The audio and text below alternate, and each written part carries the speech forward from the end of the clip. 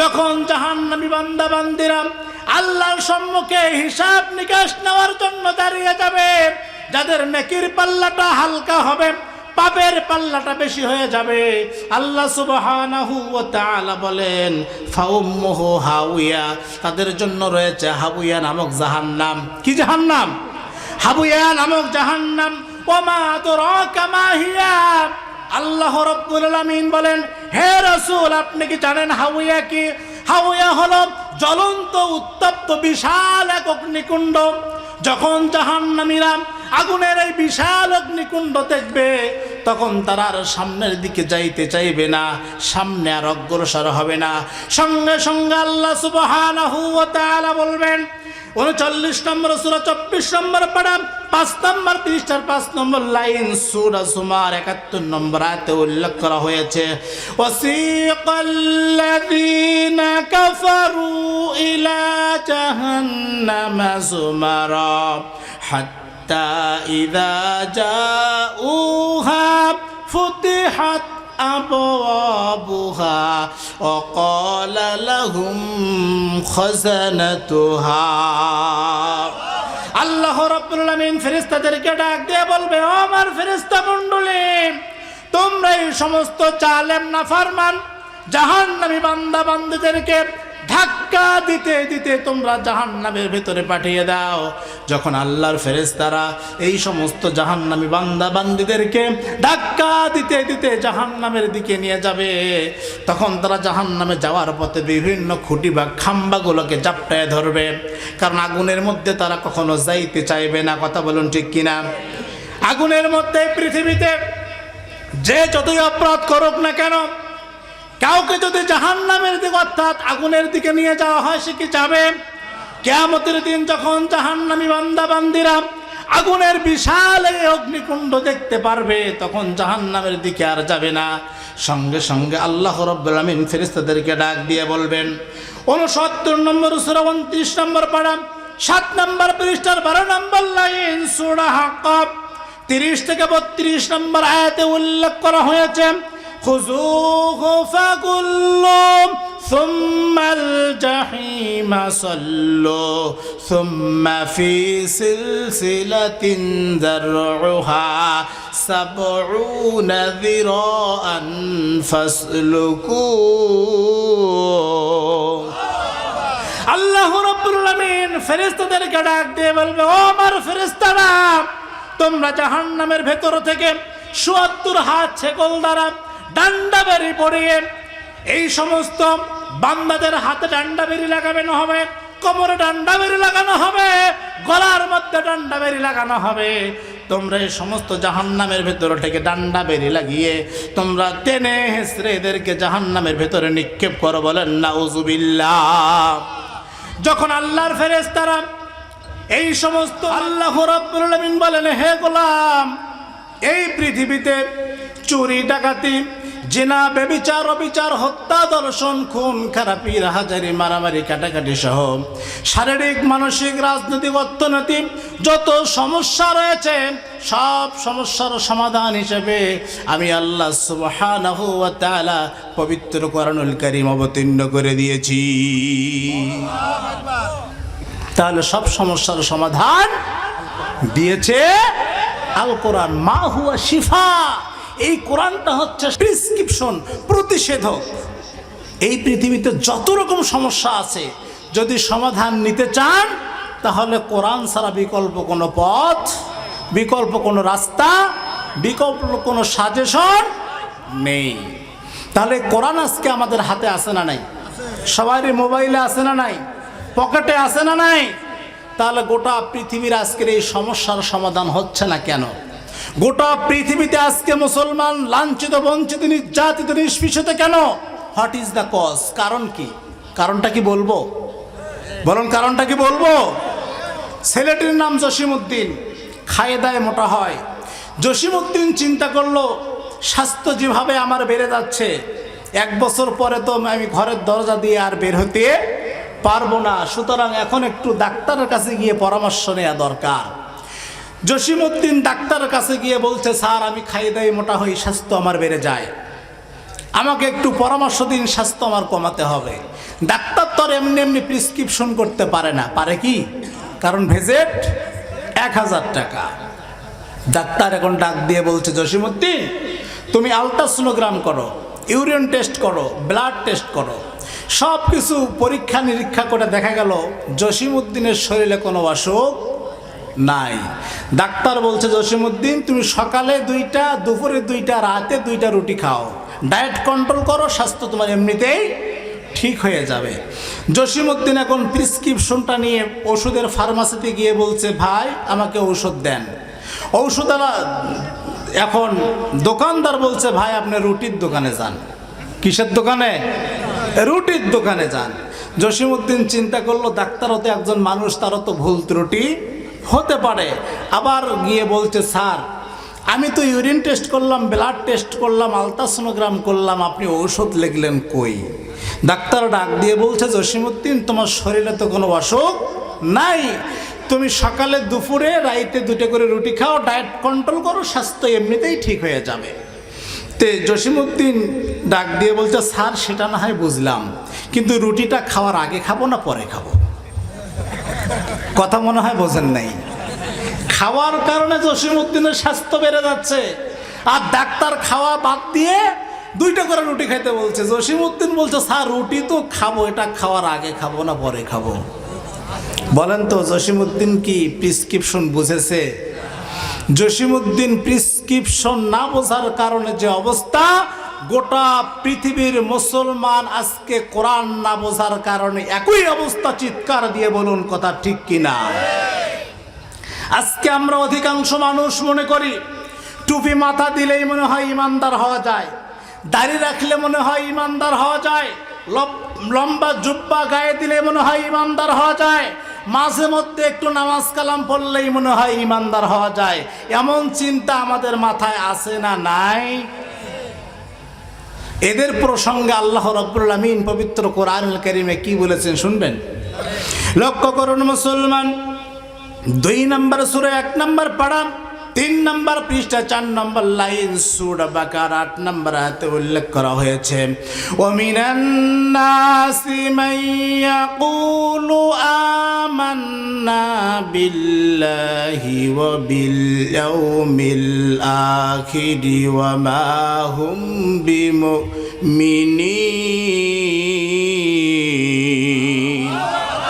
ওয়া মিনান নাস, আল্লাহ রাব্বুল আলামিন বলেন সমাজে এমন এক শ্রেণীর মানুষ রয়েছে, মাইয়াকুল, তারা বলে আমান্না বিল্লাহ, আমরা আল্লাহর প্রতি ঈমান এনেছি, রাসূলের প্রতি ঈমান এনেছি, পরকালের প্রতি ঈমান এনেছি। এরা ঈমানওয়ালা ব্যক্তিদের মতো নামাজ পড়ে, রোজা করে, মাথায় টুপি দেয়, মুখে দাড়ি রাখে, পাঞ্জাবি পরে, ওয়া মা হুম বিমুমিনিন, অথচ এরা কিন্তু মুমিন নয়। কার কথা? এরা কিন্তু মুমিন নয়। এরা নিজেকে ইমানদার বলে পরিচয় দিয়ে ইসলামের বিরুদ্ধে ষড়যন্ত্র করে, কোরআনের বিরুদ্ধে ষড়যন্ত্র করে, আলেম ওলামাদের বিরুদ্ধে ষড়যন্ত্র করে। এরকম লোক সমাজে আছে না নাই? আছে, মানে এখানে খুঁজলেও পাওয়া যাবে। শুধু নিজের স্বার্থ হাসিলের জন্য টুপিটা মাথায় দেয়, মুখে দাড়ি রাখে, গায়ে পাঞ্জাবি পরে, মাঝে মধ্যে আবার ওমরাও করে। কারণ ওরা চিন্তা করে এই দেশ যেহেতু মুসলিম সংখ্যাগরিষ্ঠ, এখানে ইসলামের লিবাস ধারণ না করলে ফায়দা পাওয়া যাবে না। কথা বলুন ঠিক কিনা? আমি অনেক সময় লক্ষ্য করে দেখেছি আমাদের দেশে কিছু ব্যক্তি, তারা চুরি, ডাকাতি, জেনা, ব্যভিচার, অবিচার, হত্যা, ধর্ষণ, লুট, তারাস ইত্যাদি অপকর্ম করে মাঝে মধ্যে টুপি পরে, সাদা পাঞ্জাবি পরে তারা নিজেকে ইমানদার পরিচয় দিয়ে জাতির সামনে দরবেশ সাজার চেষ্টা করে। কথা বলুন ঠিক কিনা? ইমানদার দাবি করলেই কি ইমানদার হওয়া যায়? বলেন যায়? আপনি যদি ইমানদার হতে চান তাহলে ইমানের কিছু শর্ত আছে না নাই? লক্ষ্য করুন মুসলমান, সুনান ইবনে মাজাহ 65 নম্বর হাদিসের মধ্যে উল্লেখ করা হয়েছে, قال رسول صلى الله عليه وسلم الإيمان بالله والإقرار باللسان وتصديق بالقلب والعمل بالأركان বিশ্বনবী মুহাম্মদ রাসূলুল্লাহ সাল্লাল্লাহু আলাইহি ওয়াসাল্লাম বলেছেন ঈমান আনার শর্ত হলো তিনটি। কয়টি? আরো জোরে, জোর হলো না। ঈমান আনার শর্ত হলো তিনটি। এক নম্বর হলো আল ইকরার বিল লিসান, মুখ দিয়ে স্বীকৃতি দেয়া। মুখ দিয়ে কি দিতে হবে? স্বীকৃতি দিতে হবে। আল্লাহর প্রতি স্বীকৃতি দিতে হবে, রাসূলের প্রতি ঈমান আনতে হবে, পরকালের প্রতি বিশ্বাস স্থাপন করতে হবে। এটা আপনাকে মুখ দিয়ে বলতে হবে। ওয়া তাসদীকুন বিল কলবি, মুখ দিয়ে বললেই শুধু হবে না, অন্তর দিয়ে বিশ্বাস করতে হবে। অন্তর দিয়ে বিশ্বাস করলেই শুধু ঈমানদার হওয়া যায় না। ওয়ালা আমালু বিল আরকান, এবং কাজের মাধ্যমে সেটাকে আপনাকে প্রমাণ করতে হবে। এইভাবে যদি আপনি তিনটা কন্ডিশন ঠিক রেখে মুখ দিয়ে আল্লাহর প্রতি ঈমান এনে, রাসূলের প্রতি ঈমান এনে, পরকালের প্রতি ঈমান এনে অন্তরে বিশ্বাস করেন এবং কাজে আপনি বাস্তবায়নে প্রমাণিত করতে পারেন, তাহলে আপনি ঈমানের দাবিতে একজন মুসলমান। আপনার ভেতরে ঈমান আছে, এটাই সেটা প্রমাণিত হবে। কথা বলুন ঠিক কিনা? সম্মানিত বন্ধুগণ, আমরা জানি কংক্রিট তৈরি করার জন্য 4টি উপাদানের প্রয়োজন হয়। কয়টি? আরো জোরে। 4টি উপাদানের প্রয়োজন হয়। এক নম্বর হলো ইট, বালি, সিমেন্ট, পানি। এই 4টি উপাদানের মধ্যে যদি কোনো একটি উপাদান আপনি বাদ দেন, তাহলে কি কংক্রিট তৈরি হবে? বলেন হবে? অনুরূপভাবে 4টি উপাদানের মধ্যে একটি উপাদান বাদ দিলে যেমন কংক্রিট তৈরি হয় না, ঠিক তেমনি ভাবে ঈমান আনার যে 3টি শর্ত রয়েছে, এই 3টা শর্তর মধ্যে যদি আপনি একটা শর্ত বাদ দেন, তাহলে আপনি ঈমানদার হতে পারবেন না। কথা বলুন ঠিক কিনা? কথা কি বুঝতে পেরেছেন? এটা কি আমার বানানো কথা? বলেন বানানো কথা? সম্মানিত বন্ধুগণ, আমরা জানি জ্বর মাপার যন্ত্রের নাম হচ্ছে থার্মোমিটার। কি মিটার? থার্মোমিটার। আবহাওয়া পরিমাপ করার যন্ত্রের নাম হচ্ছে ব্যারোমিটার। দুধ পরিমাপ করার যন্ত্রের নাম হচ্ছে ল্যাক্টোমিটার। কি মিটার? ল্যাক্টোমিটার। ঈমান পরিমাপ করার একটা হাদিস আছে, সেটা কি বলবো? বলেন বলবো? সব কিছু তো পরীক্ষা করা যায়, ঈমান কি পরীক্ষা করা যায়? বলেন যায়? আজকে আমি সেটা কোরআন এবং হাদিস দিয়ে দলিল দিচ্ছি। কারো সার্টিফিকেট লাগবে না, আপনি আপনাকে জিজ্ঞেস করেন যে আপনি ঈমানদার কিনা। লক্ষ্য করুন মুসলমান, সহিহুত তারগিব হাদিস নম্বর 1739। রাসূল সাল্লাল্লাহু আলাইহি ওয়াসাল্লাম বলেছেন, ইন্না রাজুলান সালাম। এক ব্যক্তি রাসূল সাল্লাল্লাহু আলাইহি ওয়াসাল্লামকে জিজ্ঞাসা করলেন, ইয়া রাসূলুল্লাহ, ইয়া হাবিবাল্লাহ, মাল ঈমান? ঈমান কি? ঈমান কাহাকে বলে? কখন বুঝবো যে আমি ঈমানদার, আমার ভেতরে ঈমান আছে? ক্বালা রাসূল সাল্লাল্লাহু আলাইহি ওয়াসাল্লাম বললেন, ইযা সাররাতকা হাসানাতুকা ওয়া সাআতকা সাইয়্যাতুকা ফাআনতা মুমিনুন। বিশ্বনবী মুহাম্মদ রাসূলুল্লাহ সাল্লাল্লাহু আলাইহি ওয়াসাল্লাম বললেন, যখন কোনো ভালো কাজ করলে অথবা দেখলে তোমার ভেতরে আনন্দ লাগে, ভালো লাগে, অনুপ্রাণিত হও, এবং মন্দ কাজ করলে অথবা দেখলে তুমি অনুশোচনা করো, অনুতপ্ত হও, কষ্ট পাও, ফাআনতা মুমিনু, তখন বুঝবে যে তুমি ঈমানদার, তোমার ভেতরে ঈমান আছে। সম্মানিত বন্ধুগণ, আজকে দুঃখজনক হলেও সত্য, আমরা যখন কোরআন শুনতে আসি, কোরআন শুনতে আমাকে ভালো লাগে। কথা বলুন ঠিক কিনা? যখন গান শুনি তখনও আমাদেরকে ভালো লাগে, সিনেমা দেখলেও ভালো লাগে, নামাজ পড়লেও ভালো লাগে, সুদ খাইলেও ভালো লাগে, নামাজ পড়লেও ভালো লাগে, ঘুষ খাইতেও ভালো লাগে, নামাজ পড়তে ভালো লাগে, মানুষকে ঠকাতেও ভালো লাগে, নামাজ পড়তেও ভালো লাগে, মিথ্যা কথা বলতেও ভালো লাগে। এরকম লোক আমাদের সমাজে আছে না নাই? তাহলে এই হাদিসের আলোকে আপনি কি আপনার ঈমান মাপতে পারবেন না? পারবেন না?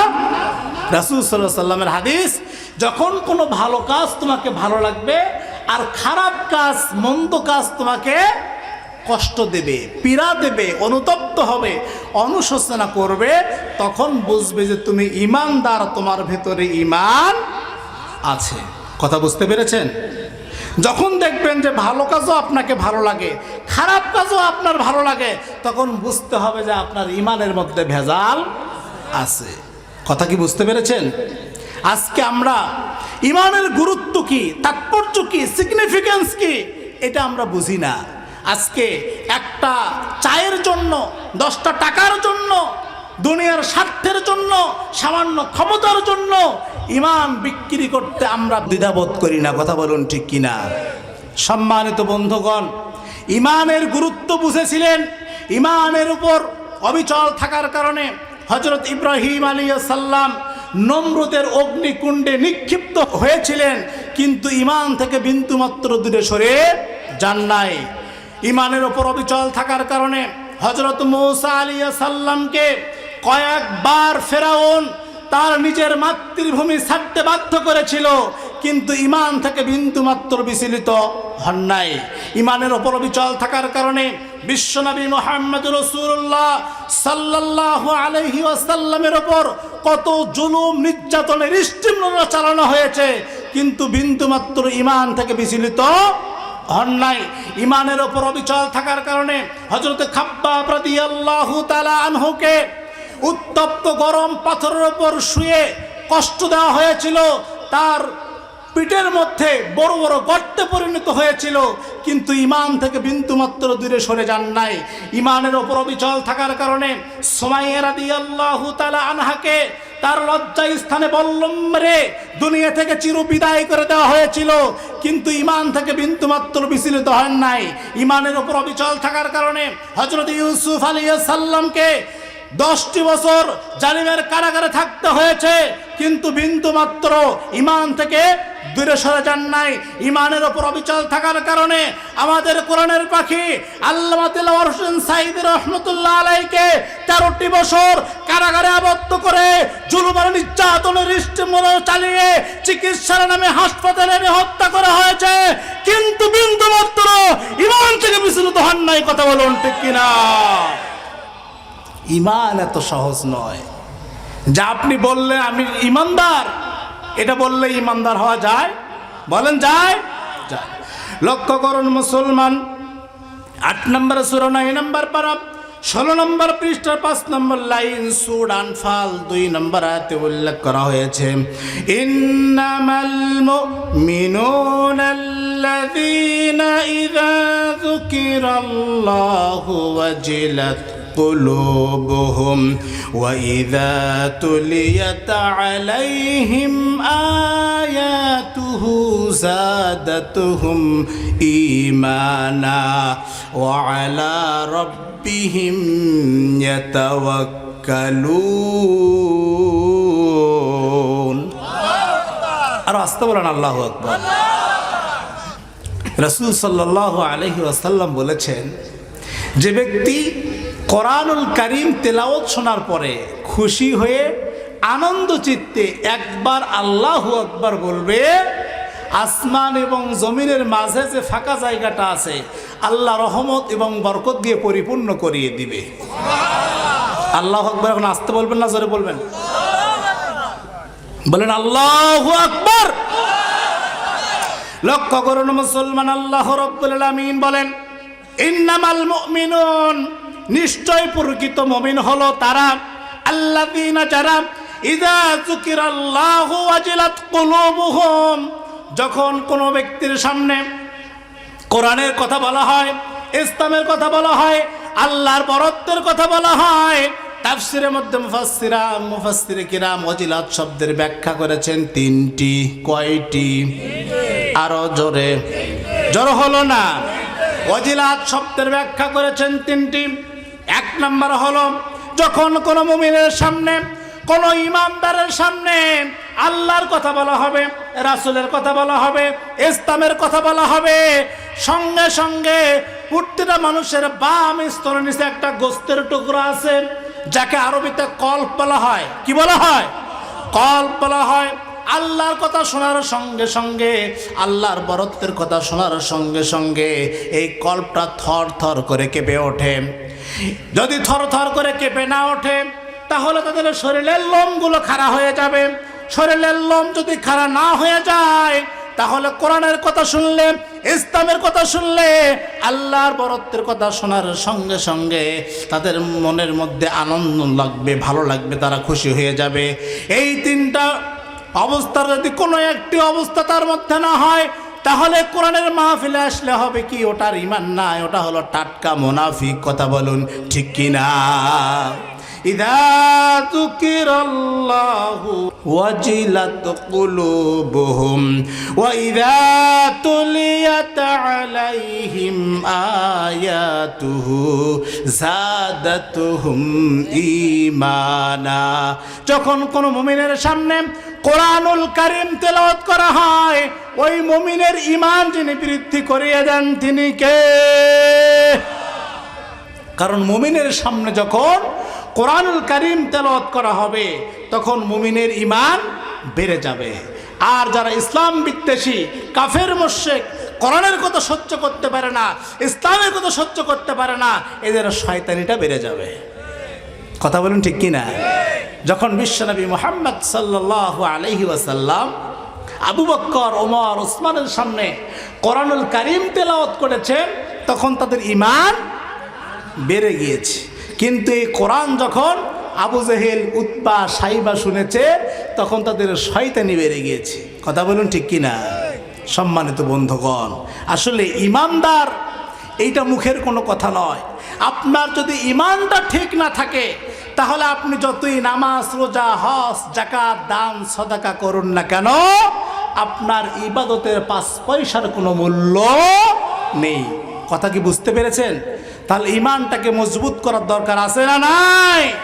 সম্মানিত বন্ধুগণ, আমাদের জন্ম থেকে মৃত্যু পর্যন্ত আমরা যখন যেখানে যে অবস্থায় যা কিছু করছি এগুলোর হিসাব কিয়ামতের দিন আছে না নাই? লক্ষ্য করুন মুসলমান, একটা নয়, দুইটা নয়, 18খানা তাফসিরের মধ্যে মুফাসসিরে কিরাম লিখেছেন যখন কিয়ামতের ময়দান কায়েম হয়ে যাবে, হাসর মাঠ শুরু হয়ে যাবে, প্রতিটা মানুষ হিসাব নিকাশ দেওয়ার জন্য আল্লাহর সম্মুখে দাঁড়িয়ে যাবে, তখন আল্লাহ সুবহানাহু ওয়া তাআলা ডাক দিয়ে বলেন, 17 নম্বর সূরা 15 নম্বর পারা 2 নম্বর পৃষ্ঠা 10 নম্বর লাইন সূরা বানী ইসরাইল। সূরা বানী ইসরাইল 14 নম্বর আয়াতে উল্লেখ করা হয়েছে, ইকরা কিতাবাকা কাফা বিনাফসিকাল ইয়াওমা আলাইকা হাসিবা। সম্মানিত বন্ধুগণ, লক্ষ্য করুন, যখন কিয়ামতের ময়দান কায়েম হয়ে যাবে, হাসর মাঠ শুরু হয়ে যাবে, প্রতিটা মানুষ হিসাব নিকাশ নেওয়ার জন্য দাঁড়িয়ে যাবে, তখন আল্লাহ সুবহানাহু ওয়া তাআলা তার আমলনামা হাতে দিয়ে বলবে, ইকরা, পড়ো, কিতাবাকা, তোমার জন্ম থেকে মৃত্যু পর্যন্ত তুমি যেখানে যে অবস্থায় যা কিছু করেছো আজকে কিতাব আকারে, পুস্তক আকারে তোমাকে দেওয়া হলো, ইকরা, তুমি পড়তে থাকো। কিয়ামতের দিন আপনার হিসাব দুনিয়ার কোনো এমপি দেবে, কোনো মন্ত্রী দেবে, কোনো প্রেসিডেন্ট দেবে, কোনো উকিল দেবে। আল্লাহ রাব্বুল আমিন বলেন, ইকরা কিতাবাকা কাফা বিনাফসিকাল ইয়াওমা আলাইকা হাসিবা।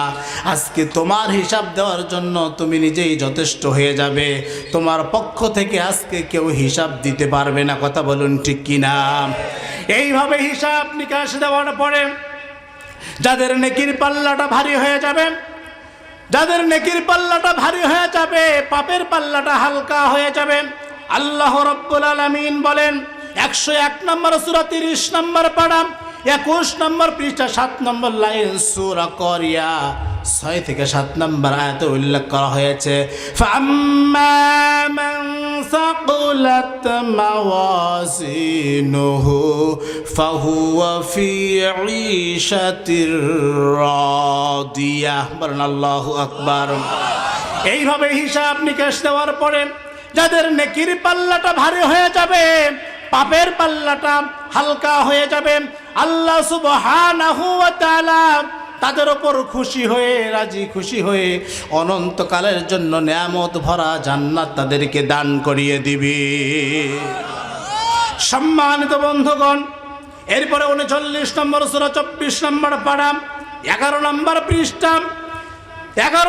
পৃষ্ঠা 5 নম্বর লাইন সূরা জুমার 73 নম্বর আয়াতে উল্লেখ করা হয়েছে, ওয়াসিকাল্লাযীনা তাকাউ রাব্বাহুম ইলাল জান্নাতি যুমারা হাত্তা ইযা জাউহা ওয়াফতিহাত أبوابها وقال لهم خزنتها سلام عليكم طبتم فادخلوها خالدين।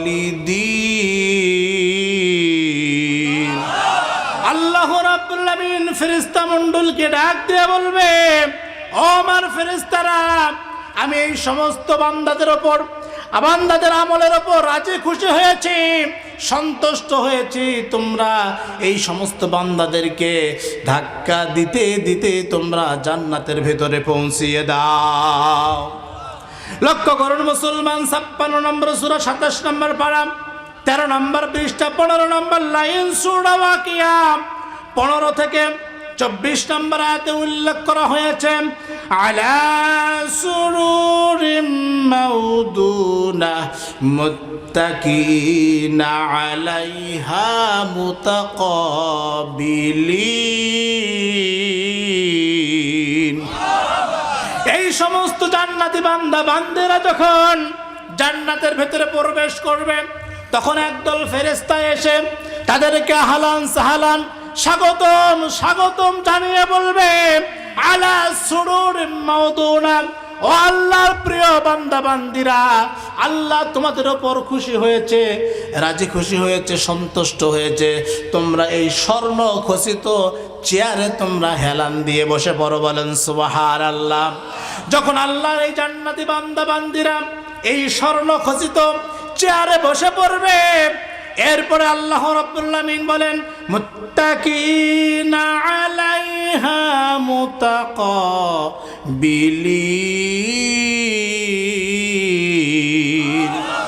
যখন জান্নাতি বান্দা বান্দিরা এই স্বর্ণখচিত চেয়ারে বসে পড়বে, সামন দিক থেকে মুক্তা দানার ন্যায় সুন্দর উজ্জ্বল নক্ষত্র চেহারার হুরেরা তারা কি করবে, সামনে সোফার মধ্যে হেলান দিয়ে বসে যাবে। এরপর আল্লাহ রাব্বুল আলামিন বলেন, ইয়াতুফু আলাইহিম উলদানুম মুখাল্লাদুন। এই সমস্ত জান্নাতি বান্দা বান্দীদেরকে মেহমানদারি করার জন্য ছোট ছোট কিশোরীরা, ছোট ছোট বাচ্চারা, তারা শরাবপূর্ণ পেয়ালা হাতে নিয়ে ঘুর ঘুর করতে থাকবে।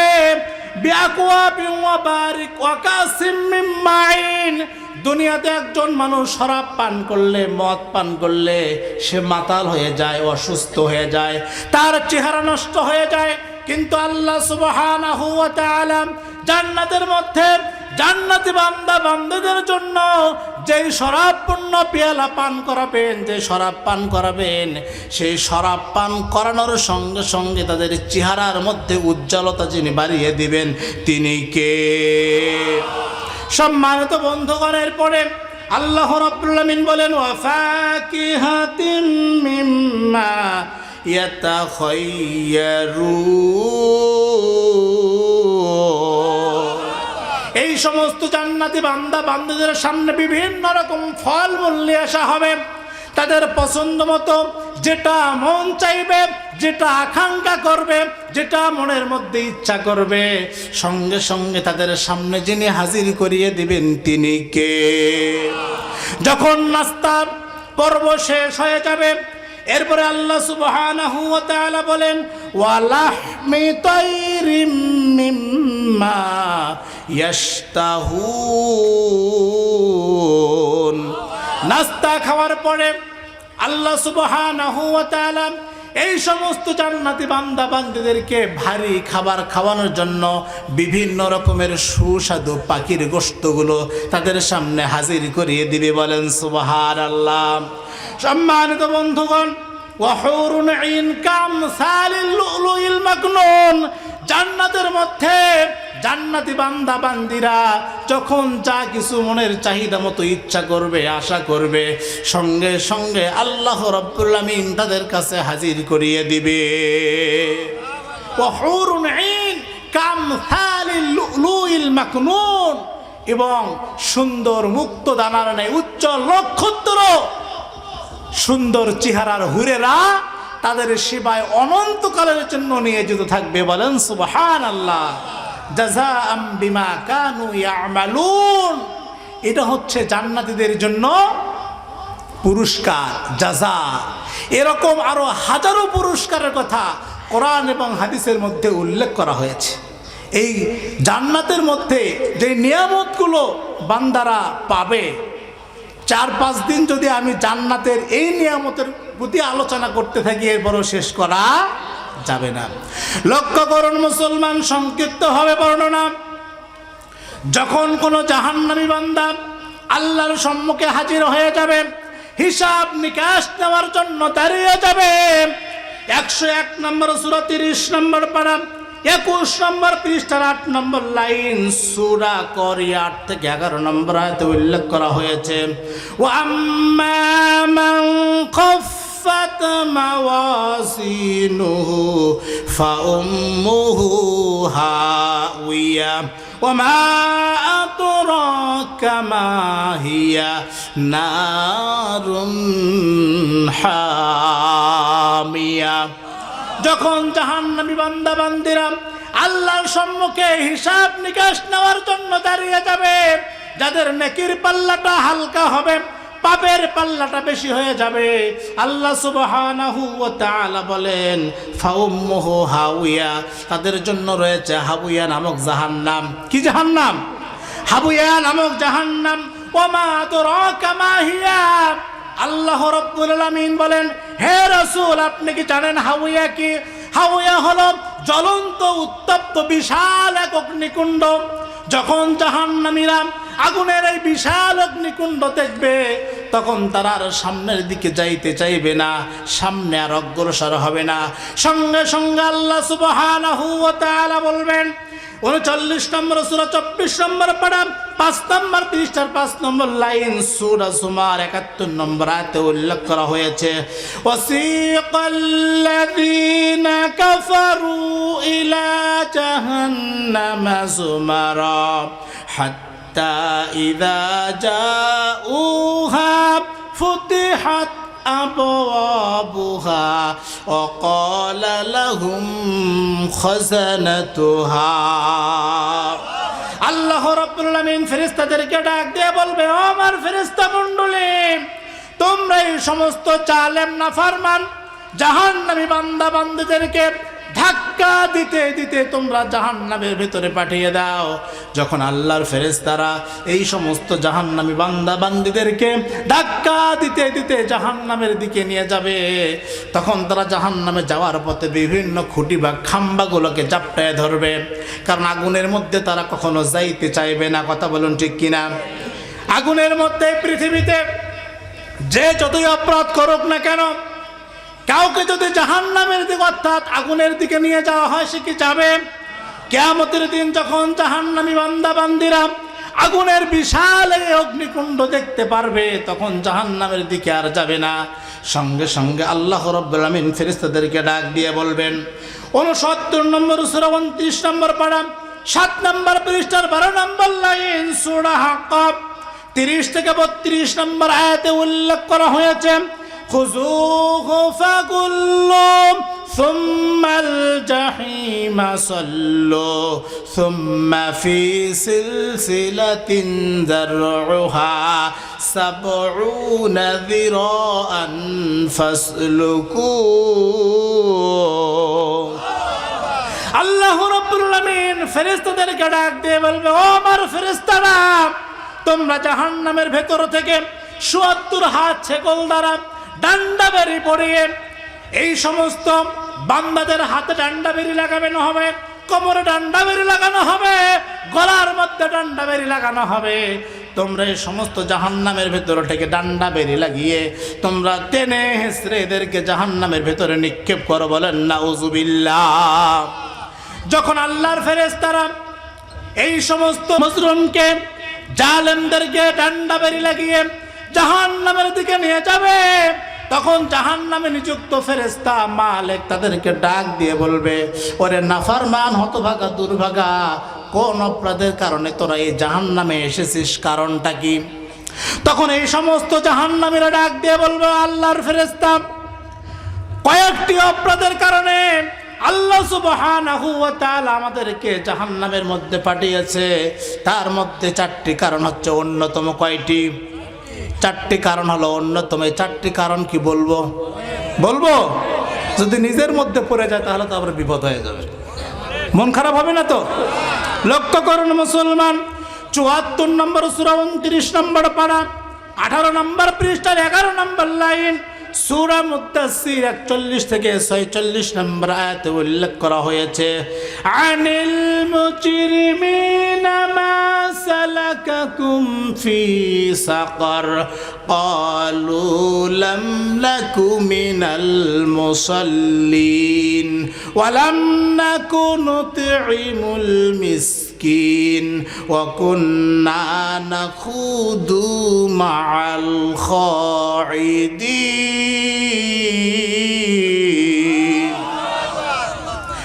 এই সমস্ত জালিমরা, জাহান্নামীরা ডাক দিয়ে বলবো, আল্লাহর ফেরেশতা মালিক, 4টি কারণে আল্লাহ সুবহানাহু ওয়া তাআলা আমাদেরকে জাহান্নামের মধ্যে পাঠিয়েছে। তার মধ্যে একটি কারণ হলো ক্বালু লাম নাকু মিনাল মুসাল্লিন, আমরা দুনিয়ার জীবনে নামাজ পড়তাম না। কার কথা? কার কথা? নামাজ না পড়লে কি জান্নাতে যাওয়া যাবে? এটা কি আমার কথা বললাম? কোরআন দিয়ে রেফারেন্স দিচ্ছি। কত নম্বর সূরা, কত নম্বর পারা, কত নম্বর আয়াত, আরো কি দেয়া লাগবে? আজকে বাংলাদেশে অসংখ্য পীর আছে যারা বলে পানির নিচে নাকি আগুন জ্বলে, ঝড় বাতাসে নেবে না, ল্যাংটা বাবার দরবারেতে নামাজ কালাম লাগে না। এরকম ভণ্ড দরবার আছে না নাই? আছে না নাই? নামাজ ছাড়া কি জান্নাতে যাওয়ার কোনো উপায় আছে? কারা কারা নামাজ পড়েন না, হাত তোলেন দেখি। একজন, ওই এখনো মোবাইল দেখতেছে, চিন্তা করে। সব কি আল্লাহর ওলি বসে আছেন? যাক, আল্লাহ আপনাদেরকে 5 ওয়াক্ত নামাজ মৃত্যুর আগ পর্যন্ত পড়ার তৌফিক দান করুন, বলেন আমিন। নামাজ ছাড়া জান্নাতে যাওয়ার কোনো পথ নাই। আজকে যেই পীর সাহেব তার মুরিদকে নামাজের কথা বলে না, রোজার কথা বলে না, হজের কথা বলে না, পর্দার কথা বলে না, ওয়াল্লাহি আল্লাহর কসম এটা কোনো পীর নয়, এটা পীর নামে টাটকা শয়তান। কথা বলুন ঠিক কিনা? লক্ষ্য করুন মুসলমান, জাহান্নামীরা ডাক দিয়ে বলবে, ও আল্লাহর ফেরেশতা, 4টি কারণে আল্লাহ সুবহানাহু ওয়া তাআলা আমাদেরকে জাহান্নামে পাঠিয়েছে। 1 নম্বর কারণ হলো আমরা দুনিয়ার জীবনে নামাজ পড়তাম না। কি পড়তাম না? নামাজ পড়তাম না। 2 নম্বর কারণ হলো ওয়ালাম নাকু নুতঈমুল মিসকিন। 2 নম্বর কারণ হচ্ছে আমরা ফকির, মিসকিন, অসহায়, দরিদ্র মানুষদেরকে সাহায্য সহযোগিতা করতাম না। এরকম লোক আছে না নাই? সমাজে অসংখ্য লোক আমি দেখেছি, ভদ্রলোক, যারা 10 টাকা, 20 টাকা, 50 টাকা দিয়ে সিগারেট খায়, কিন্তু যখন কোনো ফকির তাদের কাছে সাহায্য চাইতে আসে বলে বাবা মাফ চাই। এরকম মনে হয় দেখেন নাই আপনারা? আমি নিজে চোখে দেখেছি। উনি ধুমায় উড়িয়ে দিচ্ছে, কিন্তু ফকির 5 টাকা চায়, ও আবার ফকিরের কাছে মাফ চায়। মানে ফকিরের চাইতেও ফকির। কথা বুঝতে পেরেছেন সম্মানিত বন্ধুগণ? আবার আমাদের দেশে অনেক শিক্ষিত ভদ্রলোক আছে যারা ক্ষমতার আসনে বসে গরিব দুঃখী অভাবী মানুষদের তাদের সাহায্যর বরাদ্দকৃত জিনিস কলমের খোসা দিয়ে চুরি করে আত্মসাৎ করে লুটপাট করে হাজার হাজার কোটি টাকা বিদেশে পাচার করিয়ে দেয়। আছে না নাই? সম্মানিত বন্ধুগণ, যেই দেশের 10 তলা থেকে ছুঁড়ে ফেলে দেওয়া পচা খাদ্য গরিব মানুষেরা ডাস্টবিনে কুত্তার সাথে ভাগাভাগি করে খায়, যেই দেশের মা বোনেরা 50 টাকায় ক্ষুধার তাড়নায় ইজ্জত বিক্রি করে খায়, যেই দেশের ছোট্ট ছোট্ট মাসুম বাচ্চাগুলি শীতের কারণে একটা কম্বলের জন্য রাস্তায় পড়ে মারা যায়, সেই দেশের আমলা কামলার নেতারা ক্ষমতার আসনে বসে কলমের খোঁজা দিয়ে কোটি কোটি টাকা চুরি করে লুটপাট করে বিদেশে পাচার করিয়ে দেয়। কথা বলুন ঠিক কিনা?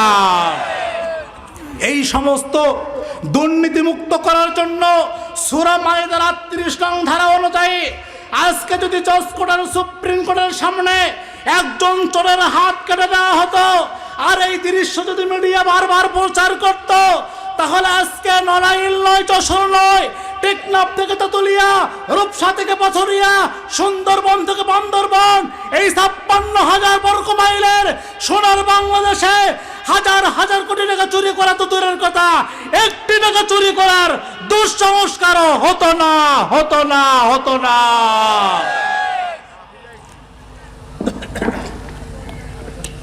তাহলে সন্ত্রাস মুক্ত, চোর মুক্ত, দুর্নীতি মুক্ত সমাজ যদি আমরা গড়তে চাই, কোরআন ছাড়া বিকল্প কোনো পথ পদ্ধতি নাই। যারা ফকির মিসকিনের টাকা মেরে খায়, যারা অভাবী মানুষকে সাহায্য করে না, এটা হলো জাহান্নামে যাওয়ার কয় নাম্বার কারণ? 2 নাম্বার কারণ। এরপরে জাহান্নামীরা ডাক দিয়ে বলবে, ও আল্লাহর ফেরেশতা, জাহান্নামে আসার 3 নাম্বার কারণ হলো ওয়াকুন্না নাকুদু মাআল খাইদিন। সমাজে যারা ভালো মানুষ ছিল, সৎ মানুষ ছিল, হকের পথে চলতো, হক কথা বলতো, আমরা তাদের উপরে মিথ্যা মামলা হামলা চাপিয়ে দিতাম, জুলুম নির্যাতন করতাম, মিথ্যা অপবাদ দিয়ে তাদেরকে বিভিন্ন রকম হয়রানি করতাম। এমন লোক মনে হয় আমাদের সমাজে নাই? আছে মানে আমরাই। সমাজে যারা হক কথা বলে, ন্যায়ের কথা বলে, এই বাংলার জমিনে, এই পৃথিবীতে দিন প্রতিষ্ঠার আন্দোলন করে, তখনই তারা রাজাকার হয়ে যায়, আলবদর হয়ে যায়, তারা জঙ্গি হয়ে যায়, সন্ত্রাস হয়ে যায়। আছে না নাই? উপমহাদেশের শ্রেষ্ঠ মুফাসসির, নন্দিত মুফাসসির, দল মত নির্বিশেষে যুবক তরুণ বৃদ্ধ সকলের আইডল, বাংলাদেশের অহংকার আল্লামা দেলোয়ার হোসেন সাঈদী রহমতুল্লাহ আলাইহি। দল মত নির্বিশেষে সকলেই তার জন্য চোখের বাণী ফেলেছেন। কথা বলুন ঠিক কিনা?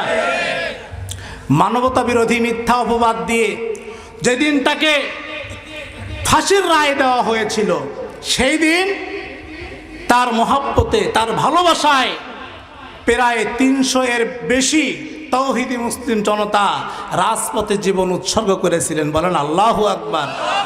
তিনি এমন একজন মুফাসসির, এমন একজন আলেম, যার কথা শুনে চোর চুরি করা ছেড়ে দিয়েছে, বেনামাজি নামাজ ধরেছে, সুদখোর সুদ ছেড়ে দিয়েছে, ঘুষখোর ঘুষ ছেড়ে দিয়েছে, বেপর্দা নারী পর্দানিশিনী হয়েছে, অবাধ্য সন্তান বাধ্য হয়েছে। এমন একজন মুফাসসিরকে যারা চোর ডাকাত সন্ত্রাস মানবতা বিরোধী মিথ্যা অপবাদ দিয়ে 13টি বছর কারাগারে বন্দী করে জুলুম নির্যাতনের স্টিমার চালিয়ে চিকিৎসার নামে হাসপাতালে এনে হত্যা করেছে, আমরা তাদের দৃষ্টান্তমূলক শাস্তি চাই। কারণ রাজি আছেন দুয়া দুসু করে দেখায়। তাকবীর দিয়ে না মামলা হবে। তাকবীর দিলে কি হবে? মামলা হবে। ওই দিন শেষ, ওই দিন কি শেষ। আমরা কারো বিদ্বেষী না, আমরা কারো বিদ্বেষী না। কে আওয়ামী লীগ, কে বিএনপি, কে জামাতে ইসলাম, কে হেফাজতে ইসলাম, কে চরমোনাই, কে জাতীয় পার্টি, এটা আমরা দেখতে চাই না। আমরা মুসলিম, আমরা ন্যায়ের পক্ষে আছি, ন্যায়ের পক্ষে থাকবো। শরীরের এক বিন্দু রক্ত দিয়ে হলেও এই দেশে কোনো অন্যায়, জুলুম, নির্যাতন আর সহ্য করা হবে না, আর সহ্য করা হবে না, আর সহ্য করা হবে না। আমরা কোরআন নিয়ে বাঁচতে চাই, কোরআন নিয়ে মরতে চাই। যারা এই কোরআনের মহব্বত করে, কোরআন ভালোবাসে, কোরআন দিয়ে রাষ্ট্র পরিচালনা করতে চায়, আমরা তাদেরই পক্ষে আছি, সেটা যে দলেই হোক। আমার বাবা যদি কোরআনের বিপক্ষে কথা বলে, তার সাথে আমার কোনো সম্পর্ক নাই। আমার বাড়ি গাইবান্ধা, আপনার বাড়ি নড়াইল। আপনি যদি কোরআনকে ভালোবাসেন, ইসলামকে ভালোবাসেন, আপনি আমার কলিজার ভাই।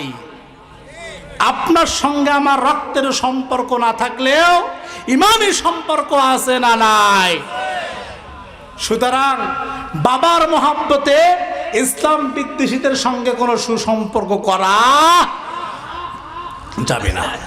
লক্ষ্য করুন মুসলমান, এই সমস্ত জাহান্নামীরা ডাক দিয়ে বলবেন, ও আল্লাহর ফেরেশতা, জাহান্নামে আসার 3 নম্বর কারণ হলো সমাজে যারা হক কথা বলতো, ন্যায়ের পথে চলতো, দিন প্রতিষ্ঠার আন্দোলন করত, আমরা তাদের উপরে মিথ্যা মামলা হামলা দিতাম, মিথ্যা অপবাদ চাপিয়ে দিতাম। এরপরে জাহান্নামে আসার 4 নম্বর কারণ হলো ওয়া কুন্না নুকাযযিবু বিয়াউমিদ্দিন।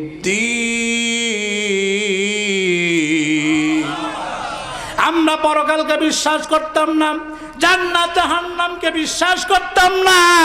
সামনে যাহা পেয়েছি সব কিছু লুটে পুটে খেয়েছি, কবে সে আখিরাত পাবো কিনা জান্নাত, এই চিন্তা আমরা করি নাই। আমরা পরকাল বিশ্বাস করি নাই, জান্নাত জাহান্নাম বিশ্বাস করি নাই। মৃত্যুর পরে আমাদেরকে জীবনের হিসাব দিতে হবে, এইটা আমরা বিশ্বাস করতাম না।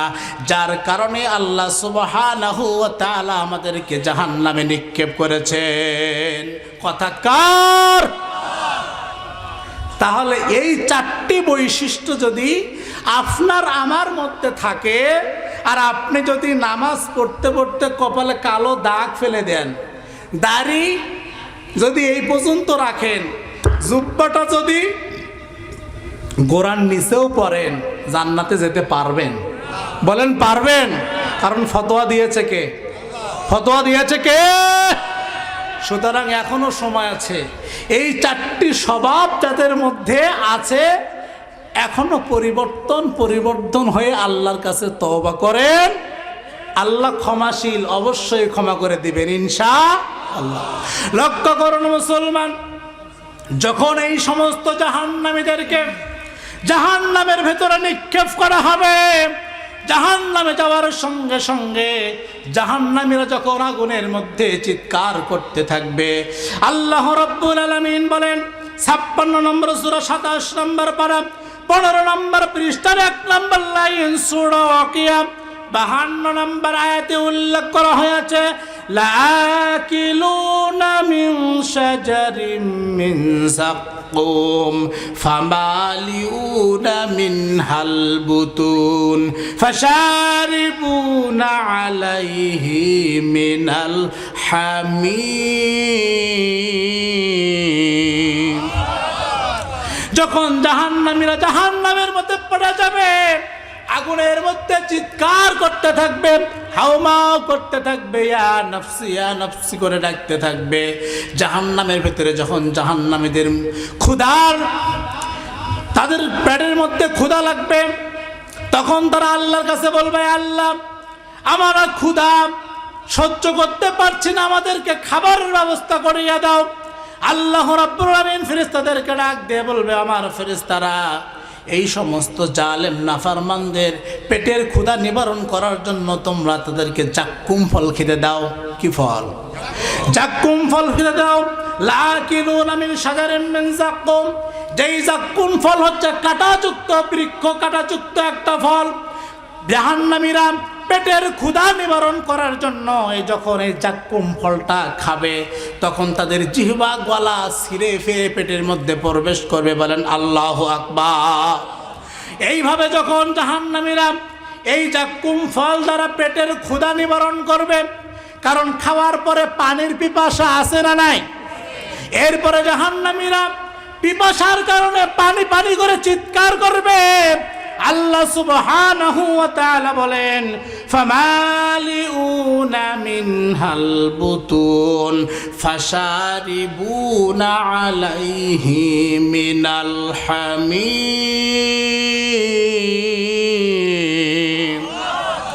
আল্লাহ রাব্বুল আমিন ফেরেশতাদেরকে ডাক দিয়ে বলবে, ও আমার ফেরেশতারা, জাহান্নামীদের রক্তপুঞ্জগুলো তোমরা উত্তপ্ত করে গরম করে জাহান্নামীদের পিপাসা মেটানোর জন্য তোমরা তাদেরকে খেতে দাও।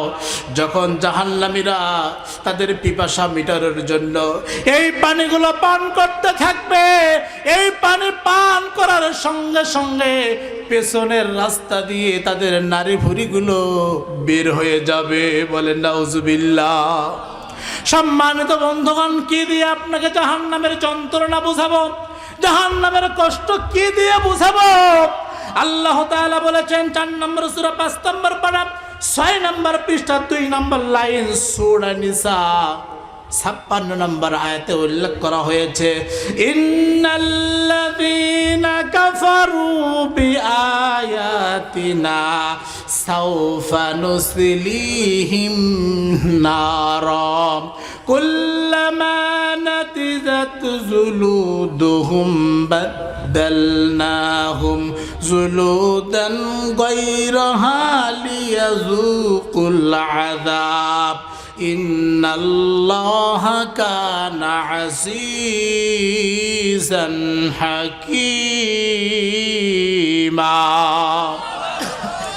আল্লাহ রাব্বুল আমিন বলেন, ইন্নাল্লাযীনা কাফারু, নিশ্চয়ই যারা কুফরি করে, আল্লাহর বিধান মানে না, রাসূলের আদর্শ মানে না, পরকালকে বিশ্বাস করে না, কোরআন সুন্নাহর আলোকে জীবন পরিচালনা করে না, আল্লাহ সুবহানাহু ওয়া তাআলা বলেন, সাওফা নুসলিহিম নারা, আমি অতি শীঘ্রই তাদেরকে জাহান্নামের আগুনে নিক্ষেপ করব। বলেন নাউজুবিল্লাহ। জাহান্নামীরা যখন জাহান্নামের ভেতরে নিক্ষিপ্ত হবে, কুল্লামা নাদিজাত জুলুদুহুম বাদদালনাহুম জুলুদান, আল্লাহ সুবহানাহু ওয়া তাআলা বলেন, জাহান্নামীরা যখন জাহান্নামের আগুনে পড়ে তাদের শরীরের গোশতগুলো গলতে গলতে থাকবে, চামড়াগুলো গলে যাবে। আল্লাহ সুবহানাহু ওয়া তাআলা এই সমস্ত জাহান্নামীদেরকে অনন্তকাল শাস্তি দেওয়ার জন্য বাদদালনাহুম জুলুদা, যত দ্রুত শরীরের চামড়াগুলো আগুনের মধ্যে পড়ে গলে যাবে, গোশতগুলো পড়ে যাবে, আল্লাহ সুবহানাহু ওয়া তাআলা বলেছেন বাদদালনাহুম জুলুদা, আমি আল্লাহ সুবহানাহু ওয়া তাআলা তত দ্রুত শরীরের চামড়া আর গোশতগুলোকে সংযুক্ত করিয়ে দিব। বলেন আল্লাহু আকবার। কারণ জাহান্নামের আগুনে যখন জাহান্নামীরা পড়ে যাবে, গোশতগুলো গলে যাবে, গোশতগুলো আগুনের মধ্যে যখন কেউ পড়ে যায়, শরীরটা ঝলসে যায় না, চামড়াগুলো গলে যায় না, গোশতগুলো গলে যায় না, জাহান্নামের মধ্যেও গোশতগুলো গলে যাবে। কারণ ওই সময় তো জাহান্নামের মধ্যে কারো মৃত্যু হবে হবে না। এই জন্য আল্লাহ তাআলা বলেছেন বাদদালনাহুম জুলুদা, যত দ্রুত শরীরের চামড়াগুলো গলে যাবে, গোশতগুলো গলে যাবে, তত দ্রুত নতুন চামড়া আর গোশত সংযুক্ত হতেই থাকবে। বলেন আল্লাহু আকবার। সম্মানিত বন্ধুগণ, কি দিয়ে বুঝাবো আপনাকে জাহান্নামের যন্ত্রণা, জাহান্নামের কষ্ট, জাহান্নামের বেদনা? আসলে দেখেন, দুনিয়াতে যখন কোনো মানুষ অ্যাক্সিডেন্ট হয়ে, দুর্ঘটনা হয়ে কষ্ট পায়, এই ব্যক্তি যতটা কষ্ট পেয়েছে তার চাইতে যদি আপনাকে 5 গুণ বেশি করে এই কষ্টের বর্ণনাটা আপনাকে দেয়, আপনি কি সেই কষ্ট অনুভব করতে পারবেন? বলেন পারবেন? যদি না পারেন, অনুরূপভাবে আমি জাহান্নামের দুঃখ, কষ্ট, জ্বালা, যন্ত্রণা যেভাবেই বুঝাই, আসলে এটা ওইভাবে আপনার আমার উপলব্ধি করা সম্ভব না। তবে যা বলেছি কোরআন থেকে বলেছি, এই শাস্তি জাহান্নামীদের এভাবেই হবে। সুতরাং এখনো সময় আছে। অতীত জীবনে যা করেছেন, যত অন্যায় করেছেন, যত অপরাধ করেছেন, আল্লাহ রাব্বুল আমিন বলেছেন লা তাকনাতু মির রাহমাতিল্লাহ, বান্দা তোমরা আমার রহমত থেকে নিরাশ হয়ো না। তুমি যতই পাপ করো, যতই তুমি অন্যায় করো, আজকে যদি আমরা এখান থেকে আমরা তওবা করে আমরা বাকি জীবনটা কোরআন সুন্নাহর আলোকে পরিচালনা করার চেষ্টা করি, আমরা নিয়ত করি পাপ থেকে দূরে থাকি, অন্যায় থেকে বেঁচে থাকি, অবশ্যই যিনি আমাদেরকে ক্ষমা করে নিষ্পাপ বানিয়ে দিবেন, বলুন তো তিনি কে? এই ক্ষমতা আল্লাহর আছে না নাই?